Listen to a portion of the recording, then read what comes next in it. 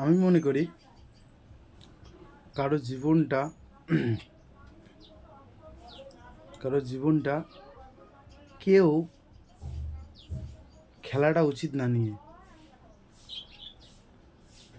যদি তার সাথে মনে হয় লাইফে থাকাটা বেটার না, তার লাইফে থেকে আমি বেটার নেই, তা মনে করি তাকে অবশ্য মন থেকে জানানো উচিত যে দেখো আমি তোমার লাইফে বেটার না। তাকে বলে যাওয়া একটা কারণ।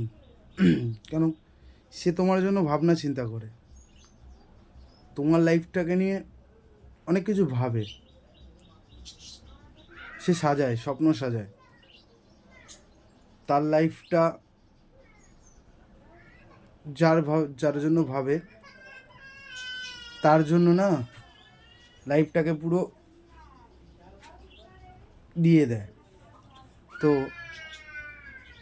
এমনভাবে কারো লাইফে, আমি মনে করি কারো লাইফে আসাটা উচিত না।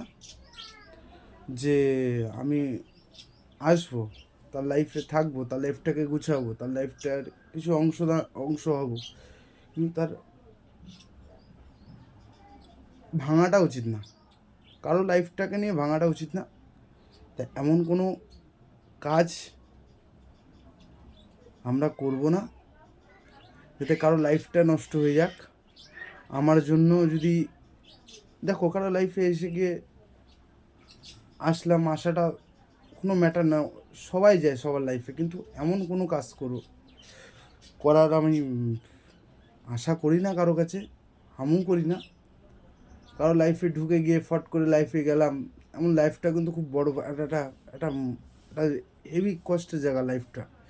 তার লাইফে গেলাম, তাকে একটু হাসালাম, তাকে একটু কাঁদালাম, তাকে একটু সাজালাম, তার তার বিষয় নিয়ে ভাবলাম, তাকে কাঁদালাম, এইসব কোনো লাইফ না। লাইফ হচ্ছে একটা লাইফে থাকা।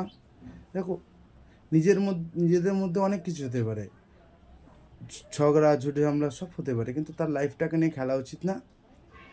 তার লাইফটাকে সুন্দর করে, যার লাইফেই থাকো তাকে সুন্দরভাবে সাজাও, তার লাইফটাকে সুন্দর করো, আর তার বিষয়ে ভাবো।